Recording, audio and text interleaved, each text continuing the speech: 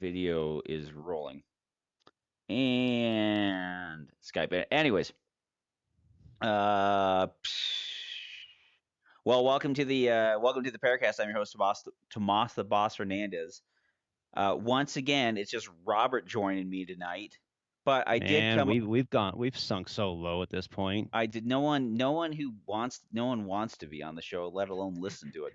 Anyways, Nobody good wants to be on the show. in honor of OJ Simpson dying, I wrote some OJ Simpson May he esque. rest in peace. All your heroes got to go sometime. No one lives forever. And so I wrote three OJ Simpson esque intros. So we'll go through those now.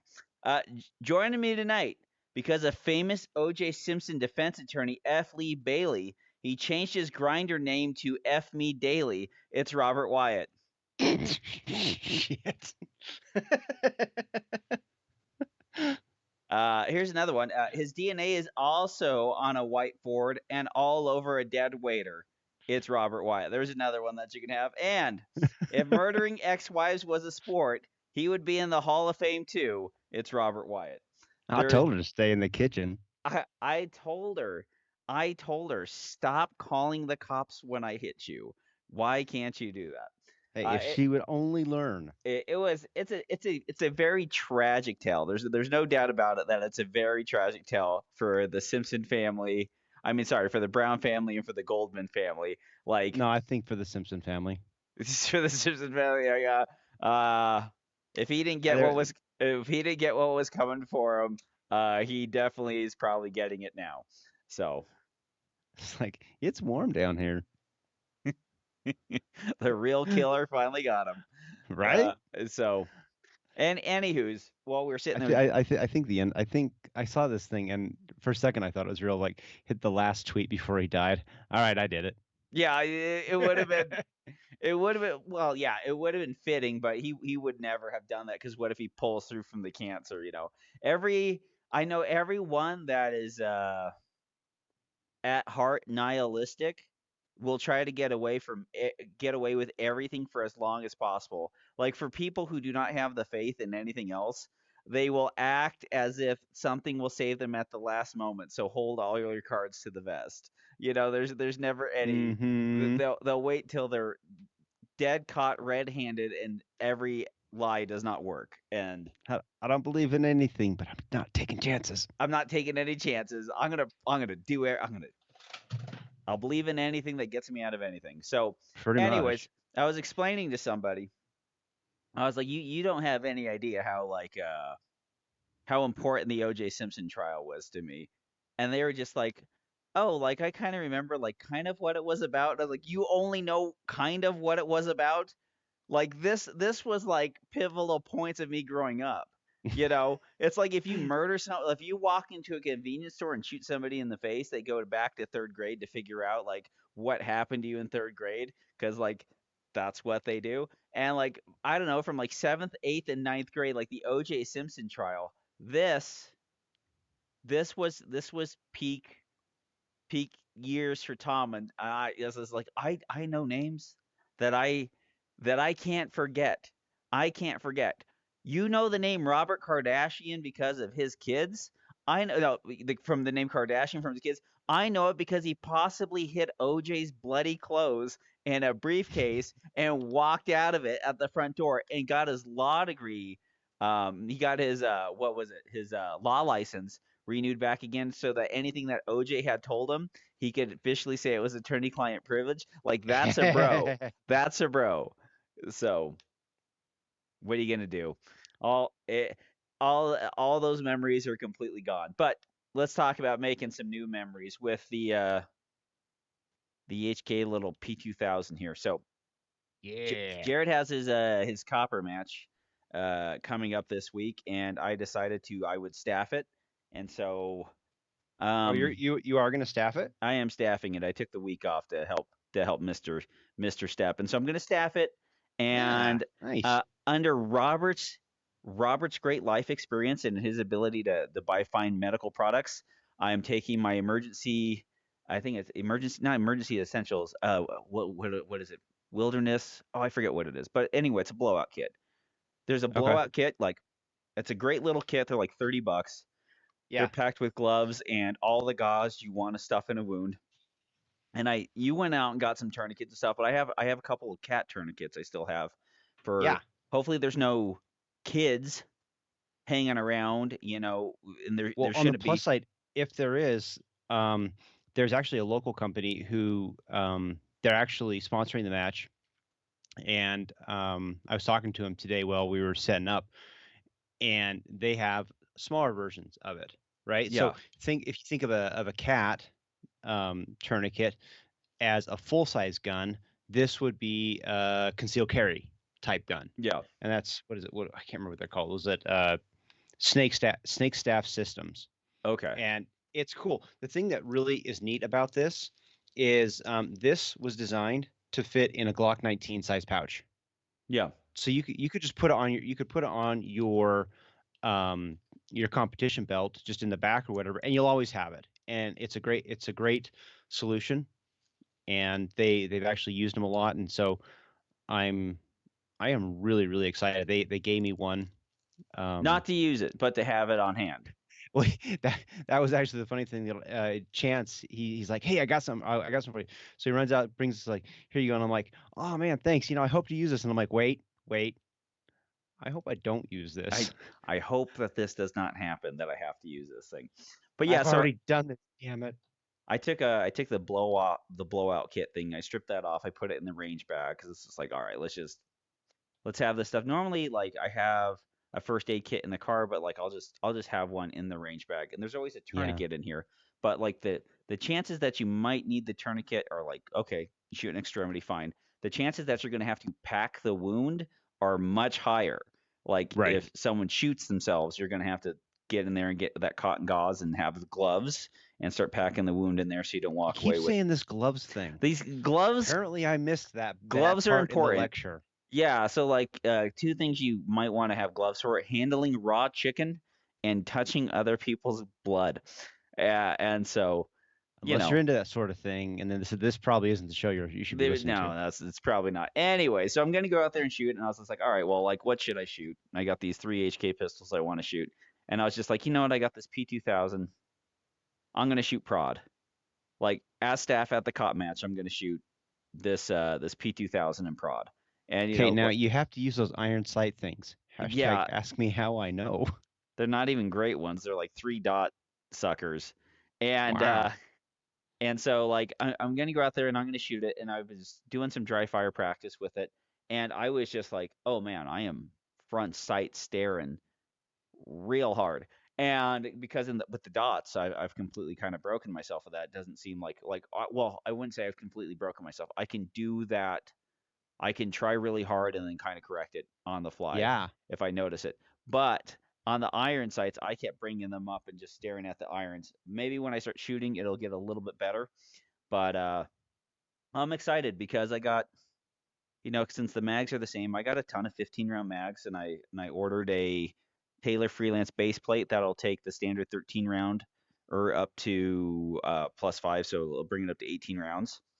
And so I'll have a couple 18 round magazines or whatever, and so I'll go shoot 15 round production with this thing, and it doesn't seem like it'd be that big of a change to the equipment belt. Maybe a fourth pouch on the belt for the oh no, what have you done? What have you done? You've miscounted. You didn't load that mag. What have you done? That kind of magazine. But yeah, I'm excited. I'm excited just to go out there and just shoot for fun and not really care too much and just go out there and have a good time with it. Oh, that'll be awesome. Are you shooting the the Nauticop version as well? Yeah, I'll probably be shooting that Nauticop version on Saturday too, What and are you, I'll shoot what are you gonna I'll shoot shoot that carry with? optics in that one. Oh, okay. I'll either shoot the VP9 or the P30. I got you. I So got I you. I moved I'm adjusting my belt and I moved some stuff around, and I have this CompTac International holster, which by itself I am not a fan of the CompTac International holster. Like the holster pouch, fine, it's a fine product, it works great. Their belt attachments, I don't know where CompTac. They're like the old Blade Tech attachments, when you get a Blade Tech The holster and Tech Lock things? not the tech lock things, but like the actual belt and paddle that would come on the old Blade Tech, and you're Oh. just like Oh the yeah, gun those can like suck. flop around and just all this other jazz, and it's just not worth a It- darn. But isn't that the weirdest thing though? I mean, like that was like when we first started and we got into IDPA, I mean, like that was considered just good. It was okay and Yeah, it worked and that's what was there. And so we just did it. yeah. The one thing that was great about like the Safari Land products back then when I used to use those like the 5197s and 5198s is that the belt thing was like this little pancake thing, but it would screw in three places. So it's Yeah. screw in at the two top and then screw in at the bottom. And Hmm. so the bottom of the gun holster wouldn't fly out from your body and it would hold Yeah. tight. And these other ones that were just like these two screw in things and would kind of like the weight of the gun would flop against your body, and so the nose of the barrel of the gun or the nose of the holster would go back and forth, and they were just kind of crappy. But Yeah. so, anyways, I No, uh it's I funny. I still have some of those old things, and like I'm like I'm never going to use them again. But I can't seem to like get to a place where I'm like, oh, I just get rid of them. But I'll never use them again. well, I'm mostly happy because I was able to take those things and I was able to take them and put the one I have on my boss hanger. So I put one on my boss hanger and like Hmm. that thing on a boss hanger, that's a perfect solution. And that one holster only fits my HK45, my HK45C, my P30, my P2000. Yeah, that's the cool thing, dude. I mean, it's so nice when it works out like that. Yeah, it's literally like having some sort of like Glock holster where it fits everything, but on the HK systems, it fits their 45 calibers. And the Ghost pouches, I can get the HK45 magazines in those Ghost pouches by backing off and changing some of the screws. So like I literally have for everything but my VP9, I have Hmm. one belt that will hold, you know, basically all the pistols I'm interested in shooting right now.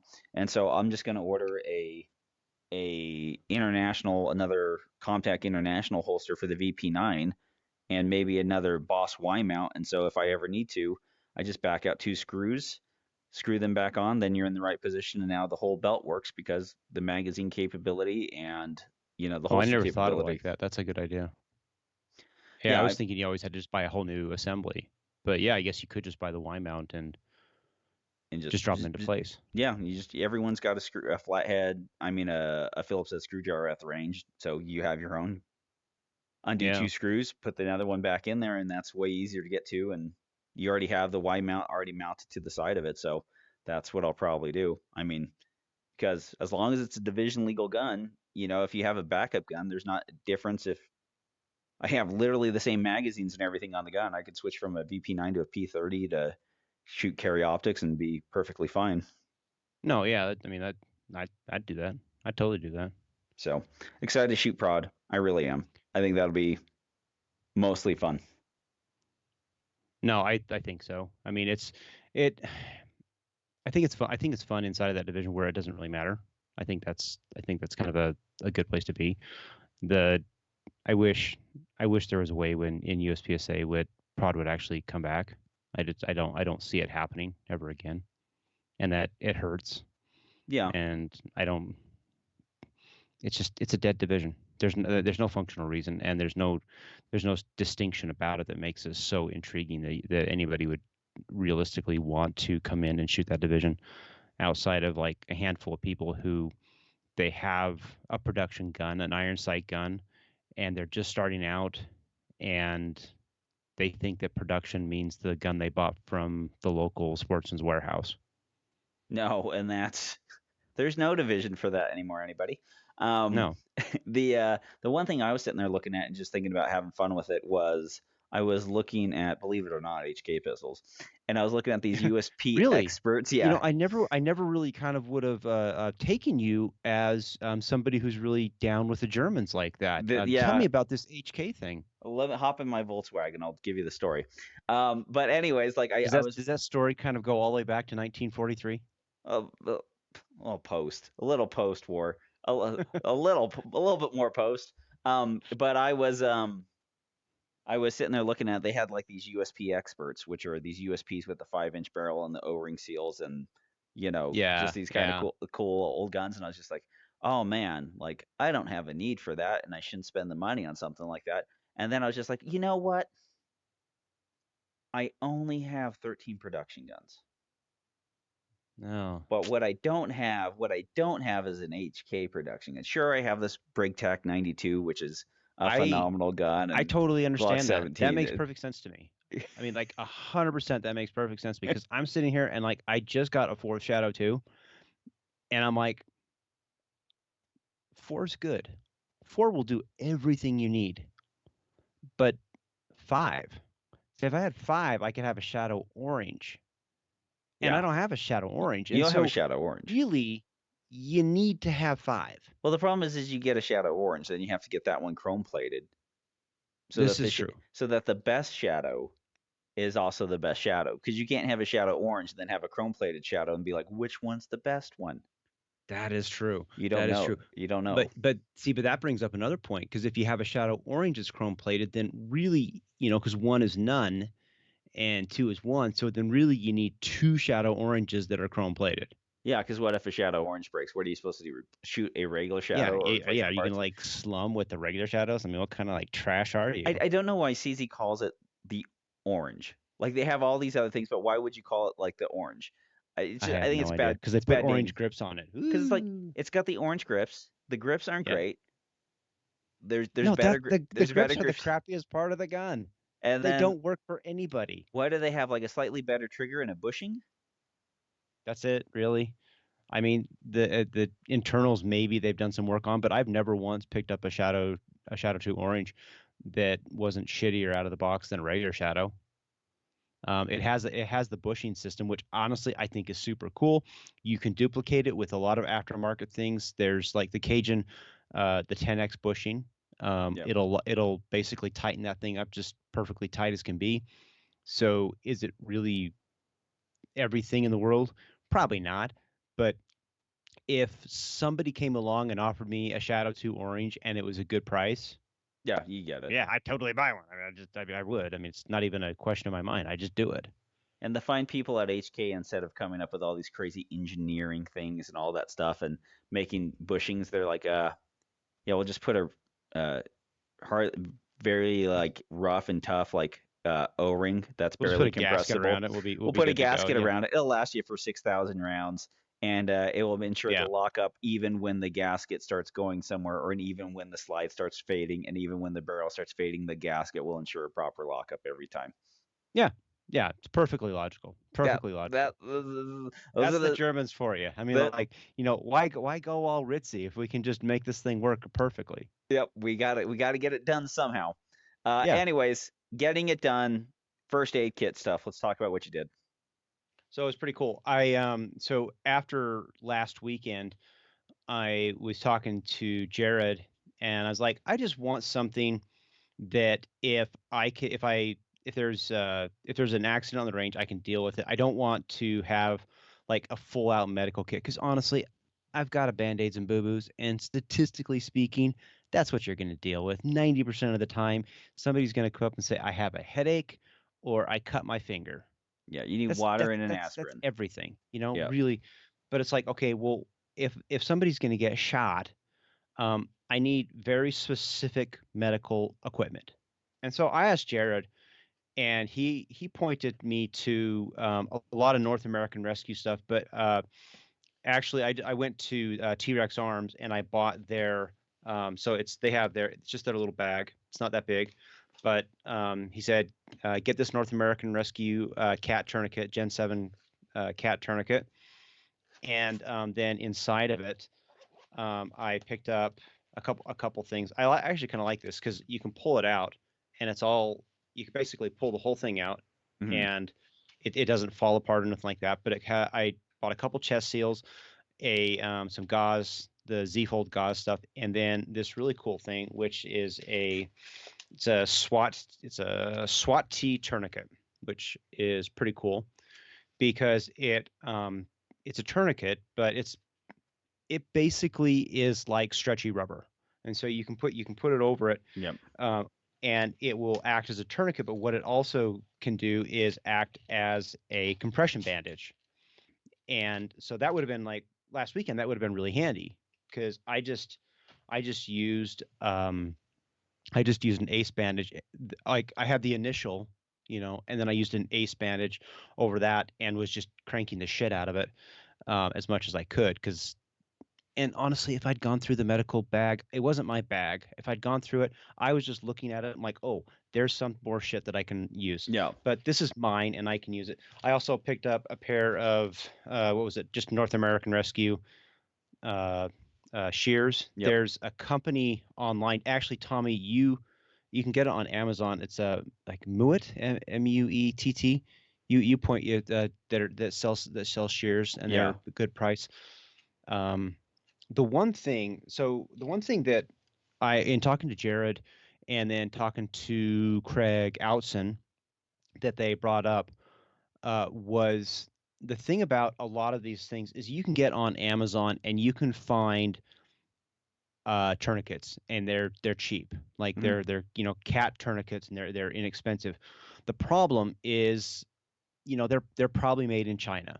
And it's not to say that everything made in China is bad, but the reality is that if you're going to buy medical equipment that you are hoping to save somebody else or your own life, Yeah. maybe you ensure that where you get it from is actually the legitimate place.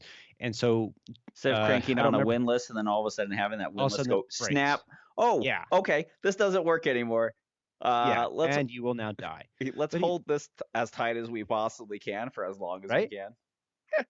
And so they brought up a point, and it's one of those things that are just it's really obvious when somebody says it out loud, but until they say it, I never thought of it. He's like, look, if you're ever in doubt, just go to the manufacturer's website Yeah. because they'll have it, and you know that it's going to be legitimate from them.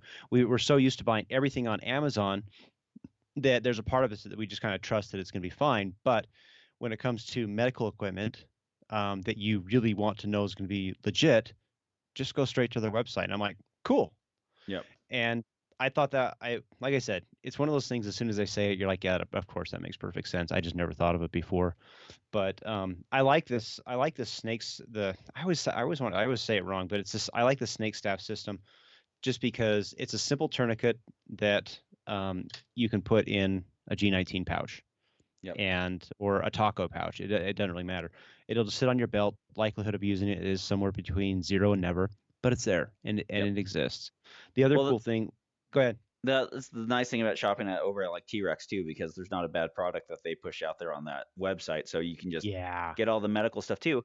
And the other thing too, it's like the one attachment for something like their sidecars, like the tourniquet holders for concealed carry, and it's just Hmm. like, yeah, like the chances of you needing a spare magazine or putting a cat tourniquet or something or a rat tourniquet in one of those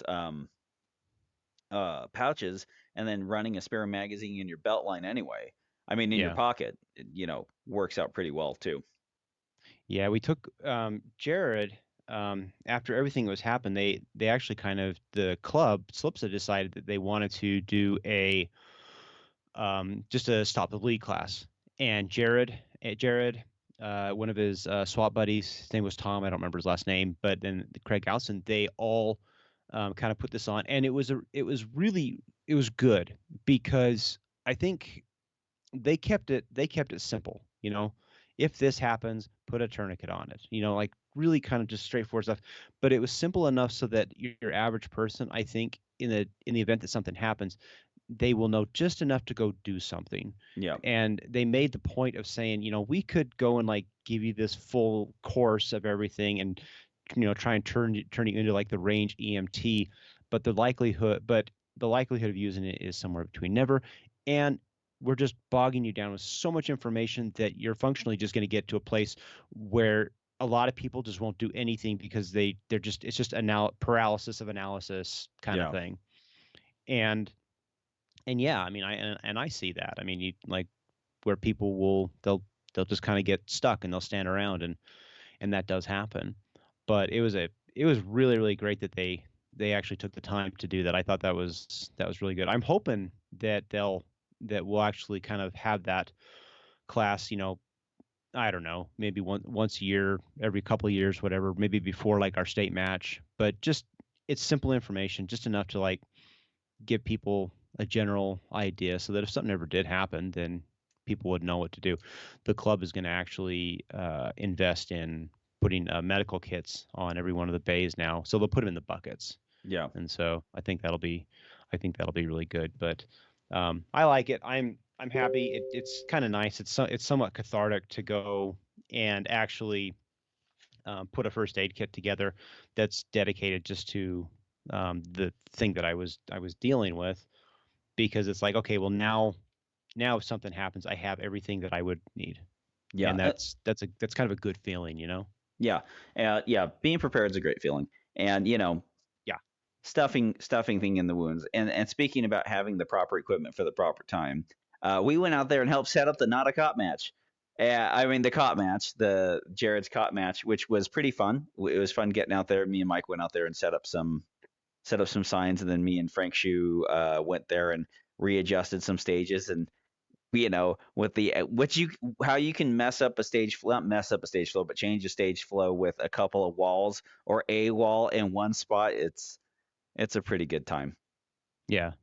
So Well, it's funny, like we were, and because I was out there with you, and I was talking to, who's it, Colby, and we're looking at stages, and how we would want to put some of our targets, and we're like, okay, if we were doing this for a USPSA match, we would do it this way, but that assumes a certain level of skill and talent that a lot of the average law enforcement that would shoot this match probably are not going to have, you know. yeah, And it's not, and there's we're there's we're no saying that, there's no retreating at the cop match. yeah, and we're not saying that to be, there's, it's not like we're looking down on people. It's just like, hey, look, it's like my new shooter match. I'm not going to put 10 swingers for a new shooter kind of thing. It's just too much for them, and so it's just recognizing your audience and things like that. Yeah, well, it's like how you would retreat on the streets if somebody was shooting at you, and the way you would handle the gun and the way that you would do it at a match are two different things. And like if you spent most of the time, most of the people who shoot a lot of competition are perfectly fine doing that, but there's a lot of guys who this might be their first or second competition they've ever shot, and they Yeah, really want to do well because you know they brought out their new staccato and want to they show bought that new everyone staccato, and by gosh, we paid a lot of money, so that means we're going to win, right? I mean, we're I'm gonna pretty sure that's how that goes. we got the staccato XC, we gotta let it rip. As So somebody who spent a lot of money on Shadow 2s, I can assure you that money does not necessarily mean success.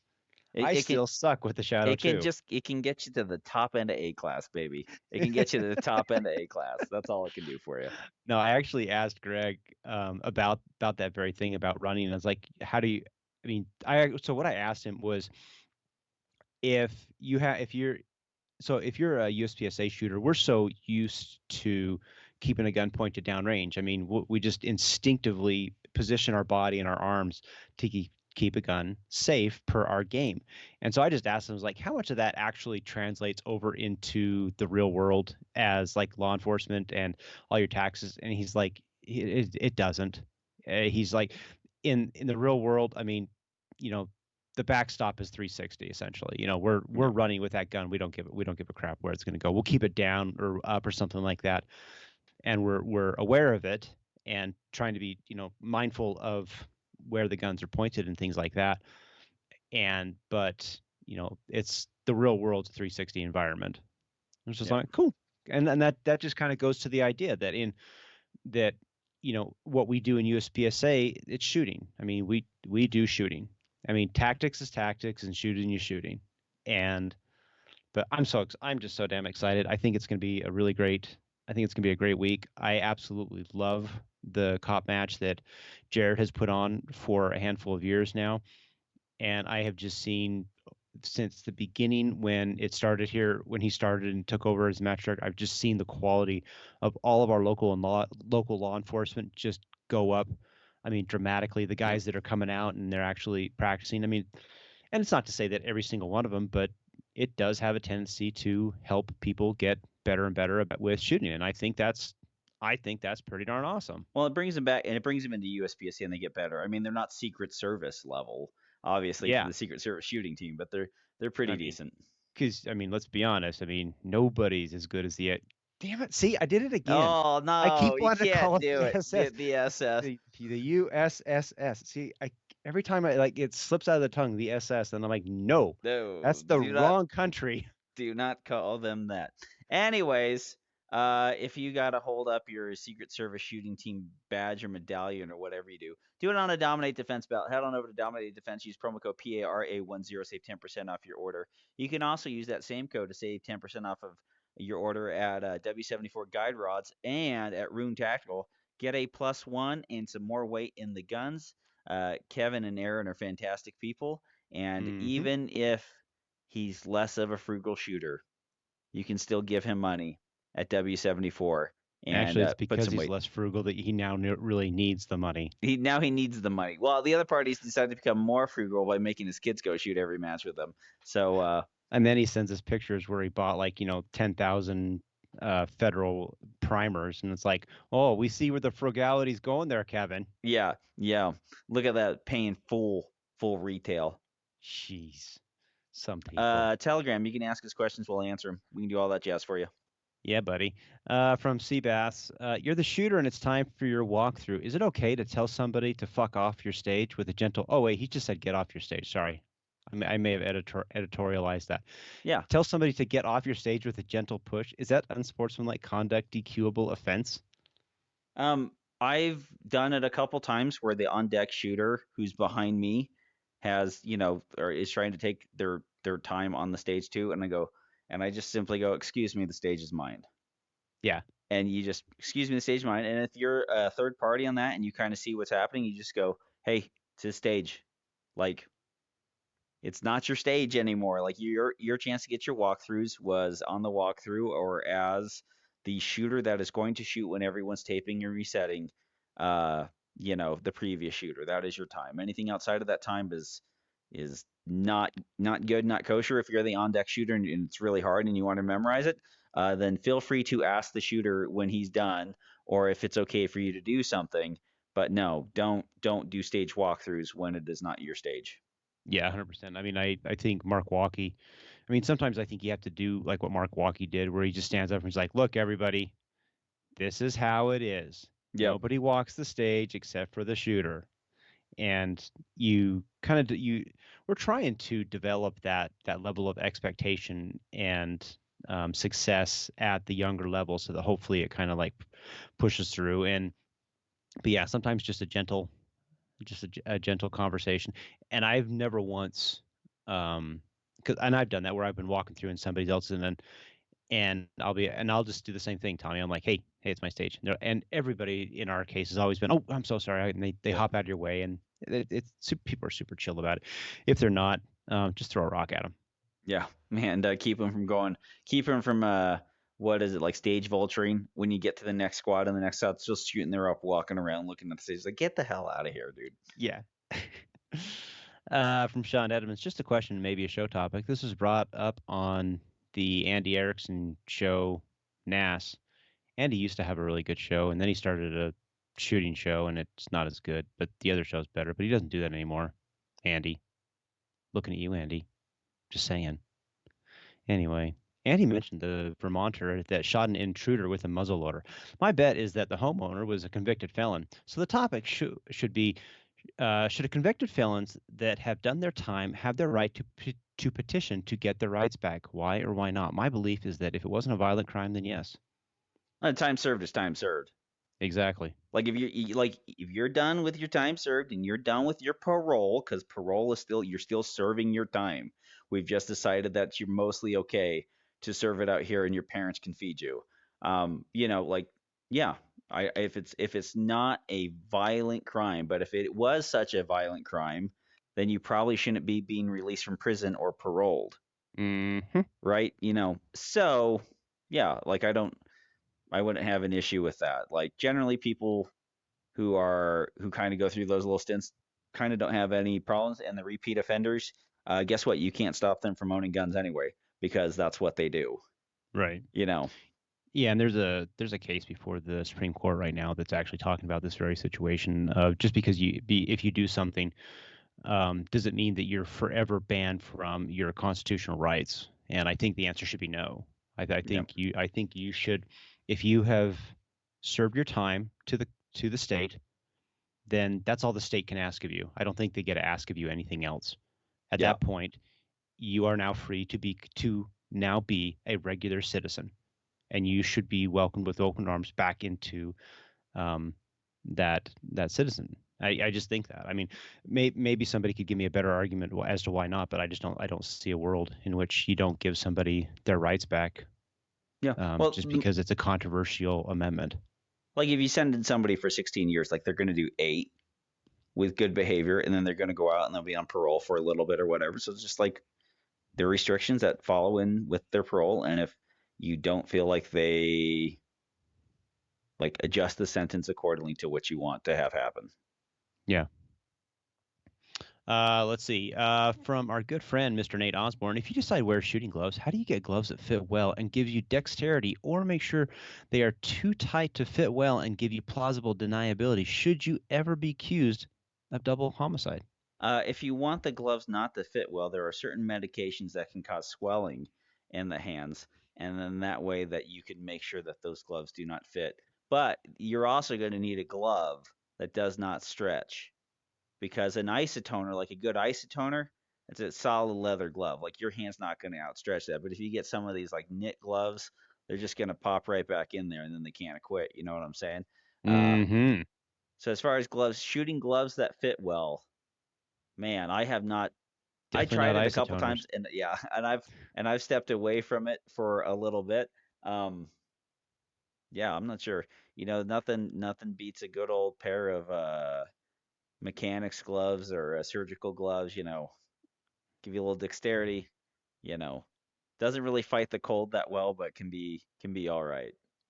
We had a guy down at Barry's. He was on the squad, and I do not remember what in the hell the situation was, but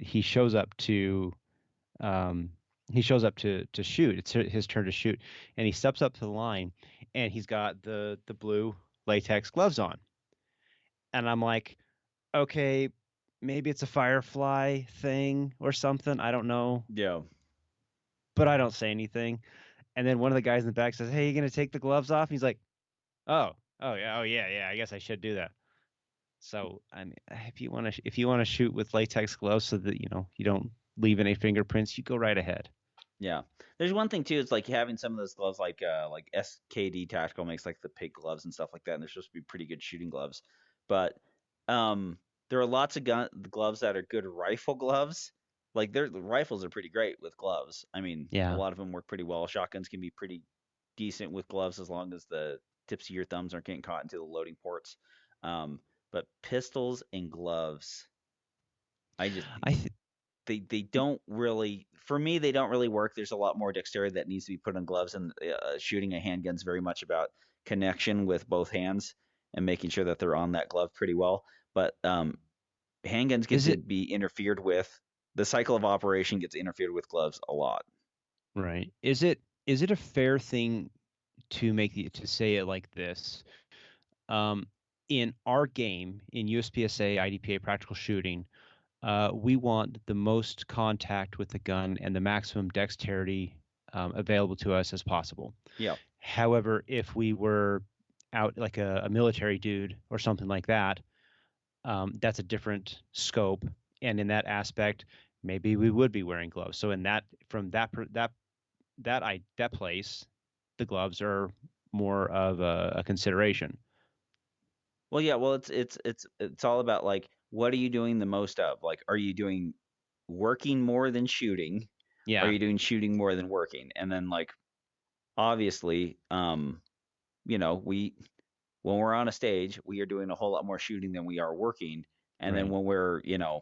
but then when we're done, let's just in the winter, it's like in the winter time, as soon as we're done shooting, gloves come back on, Gloves and go right we're back on. Yeah, we're for we're sure. doing whatever we're gonna do. But yeah, we need maximum dexterity and maximum connection to the gun. Yeah. From Mr. Connor Williams, talk about the situation with Mark Stamper. Okay, so I've been sort of out of the loop a little bit this week. Mark Stamper is the Georgia section coordinator. Um, he got he got a letter or something from shit, dude. I don't know. Yeah, Oh shit. Mark Stamper is the guy that Troy yelled at at nationals and the PCC shooter, huh? That Troy yelled, was it a PCC shooter? PC, Yes. yeah, okay. Yeah, yeah, yeah, yeah, yeah. So he got so Troy yelled at him, and then Troy got a 3-day suspension or something like that. And then dude, I don't know. Yeah. I didn't follow that one very much. What are they saying? It's have you listened to Ben Barry's podcast? I guess it's on Ben Barry's podcast right now. Um, We'll do our best to so catch up for next week. We'll say that. yeah, I don't know. Sorry to say that one. Let's see what else we got here. Anybody know if the Shadow 2s or the PO9s are legal in NRA action? I just got talking to shooting Bianchi Cup next, and I have no idea if either of them are legal since both of them have Cajun internal upgrades. I don't know. I don't know. I hate the NRA, so I don't know much about them. What, does a Shadow 2 come from the factory with Cajun internal upgrades? No, no, it comes with CZ custom upgrades at the most, Yeah, so but it should be relatively fine then, right? yeah, I don't know, dude. Boy, we're being totally worthless this episode. Sorry. That's fine if they haven't figured it out in 410 episodes, then they don't deserve to keep going. All right. Dude, am I right? From let's see, from Andrew Fisher. Do you know much about the M&P 9 millimeter 2.0 metal? I'm interested in purchasing one. And let me just say, this is the point where Tommy says, "Don't do it. Stay away from it. Throw it off a cliff. If you have the possibility, put it into a fire and burn it." Did he kind of get that a little bit? Yeah, well, yeah, it has worse grip than the polymer one. The polymer ones are fantastic. The aluminum ones weigh slightly more than the polymer ones. If you get something like the competition model, though, with the lightning cuts on the slide, the regular 5-inch weighs more. Um, and like The only thing the that base is plates, the like base plates aren't even better, that big of a deal. I mean, yeah, like as far as what it comes to, it's just in that I don't find the trigger to be particularly great. I would rather spend the $400, get the cheaper one, get an Apex trigger in it, or get a Timney if you really want to do them splits, and like run from there. Like it's a very good gun, and I think the metal out of all the guns that have come out with the metal frame, by far the dumbest one is the M&P, and I'm an M&P fan. Like yeah. it is I would not spend the money on it. I would buy a regular M&P and stack up on mags and trick out a trigger and all that stuff, and you will be pleasantly surprised with the M&P. The only thing that I think is better about the metal than the polymer is that the polymer at the mag well is very thin, and with enough time, you just start to chew it up compared to the metal. That to me is the only redeem. I went to Shields, I picked it up, and I'm like, yeah, it's nice, but then I pick up the polymer, and I'm like, it's just nicer. I Yeah. mean, it's just a better gun, and I'm not as big of a thing as you are, Tommy, but I'm just like, this polymer one's actually pretty legit. Well, and like magwell's on the bottom of polymer guns, and like the M&P is a thinner type magwell. Like they're going to get Yeah, chewed up, especially if you're practicing a lot or shooting the gun over a few years. Like it's going to get chewed up. But like it's a $400 handgun. And like right. if you gun.deals a 5-inch core, like you can get into a 5-inch core for sometimes for like $525. And if you Yeah. want a straight gun that doesn't even have an optics plate, and you want to send it off to get milled or just run it irons, you can find those things for like $390. And Mm-hmm. like Mm-hmm. they are like pretty good little systems. And if you really want the weight, put a flashlight and a W74 guide rod up on the front, and you'll be in business there. But steel frame, maybe if they got a steel frame, but like I've heard people having accuracy issues out of theirs, and the polymer 2.0 is a since 2017 has been a proven wonderful product, which I do not think has had any kind of recall or anything on it. Like they're a great handgun. Was 2017 when M&P changed the barrel because That it was the originally that had was those when they came out troubles? with the 2.0. They made so many iterations on that first M that point one barrel change, but yeah, I The think it's probably 2.0 was mostly good. The when they got rid of the auto forward, that's an annoyance to me, and they made yeah. it so that you couldn't that unless you removed material, a lefty couldn't drop the slide Yeah, from from the with his opposite side. thumb, right? Yeah, But outside of that, the grip is fantastic, the trigger's yeah. fantastic, the gun shoots stupid accurate. Those It's a damn good gun. those slide stop things on the gun, those are easily removed. I mean, it's a punch, and you just punch it straight down, and the thing pops out, and you can slide, drop your slide again. It's not as fun as Yeah, the auto forward that was on the Gen 1. The auto forward on the yeah, Gen 1 was straight amazing. legit. Yeah. Yeah, but in classic fashion, they listen to cops, and the cops are like, "We can't have that." Yeah, well, those cops, when they buy a gun, they buy 500 of them at once, and so they're very much, you got it, man. You Yeah, win.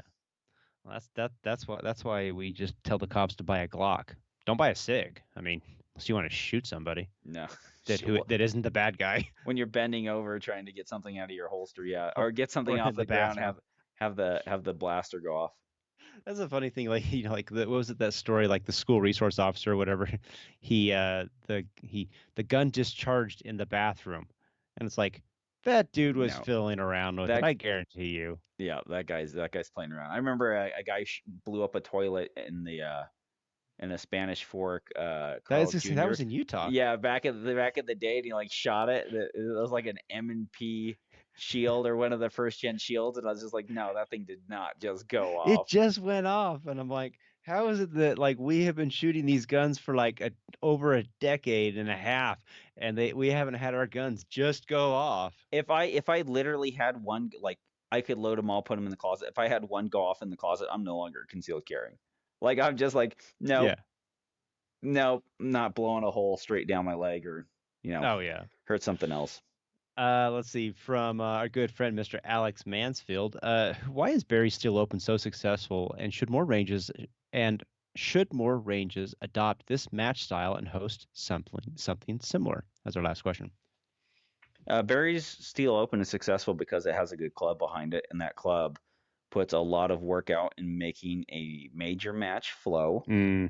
They they have enough staff participation that they can have good quality staff almost everywhere. And the other part too is, like, if they have staff that they're more concerned about, or does not have the experience, like, they can just put them on a steel challenge stage. Like, Yeah. that's kind of one of the cool things about BSO, is that you have these steel challenge asks, these speed shoots, and, like, it doesn't take a whole lot of staff, but it does take a lot of shooters. And so you can have one staff member there and do it, but, like, generally there's polish on everything. You know, a there's going to be if there's going to be the steel one color on everything, on every piece of steel, the stages are going to be laid out because they have a bunch of excellent USPSA shooters. So if they're going to be speed shoots or part-time shoots, they're going to be well tested, and they are going to be quality stages. So And I mean, let's not forget the fact that it's steel.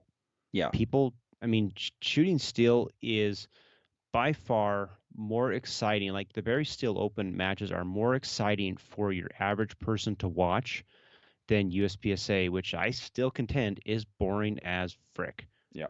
I mean, shooting USPSA is probably stupidly boring. Shooting Pro-Am or Pro Barry Am is Steel the Open is awesome because you can see what happens. Gun goes boom, still falls. It's the coolest thing. It's very, very obvious what's happening. Pro Cause and Am. effect. If you were going to try to advertise USPSA or put it out there, or as a TV sport, the only thing you would do is Pro Am, Hmm. because Pro Am lets you know, like, people understand that very well. Oh, they could literally have the clock on the side of the screen, and you can watch to see what they're getting done while that screen is sitting there playing. It's just like a play clock. It's like anything else. Like in basketball, like, oh Well, my yeah. gosh, Think something has think to be about done how now. exciting basketball or how boring basketball would be if every time they shoot the ball, you never see it go in the hoop. Yeah, Nobody cares anymore. you I mean, never it would be see, less exciting than WNBA. and Well, technically maybe not that bad. the shooter could take an infinite amount of time at Pro Am. Like, the clock's ticking, and the audience can see how much steel's left on the stage. And, like, Hmm. you could literally just have somebody with a little ticker or whatever, like, knocking down how many plates are remaining next to the time. Like, you could keep score of it in real time. Yeah. So Yeah. No, it's the Still Open is, yeah, you're absolutely right. I mean, SUPS is a fantastic club, and they've tried really hard to make make the berries still open a place that your average shooter would want to come and attend and be a part of. And it's fun. It's not. I mean, they've got. I suspect the top, it's like the really top end guys. They're not going to see it as big of a challenge as they would want to see. But for your average competitor, it's going to be fantastic. It's going to be what they want to see, and they'll have a great time doing it. And that's why it's so successful. That's why people keep coming back to it. Yep. Yep, 100%. Well, anyway, thank you for downloading, listening, and subscribing. Thanks for sharing it to your friend. Thanks for putting it in a work email and sending it to all your contacts. We really appreciate what you guys do for this show. And for Robert Wyatt, I'm Tom Nelson.